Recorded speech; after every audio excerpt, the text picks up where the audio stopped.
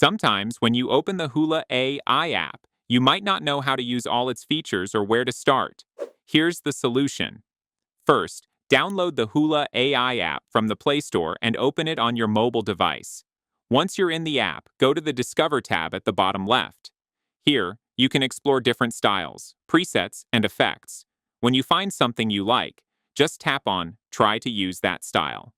You can also explore stickers by tapping on the Stickers option at the bottom, or browse through various packs available.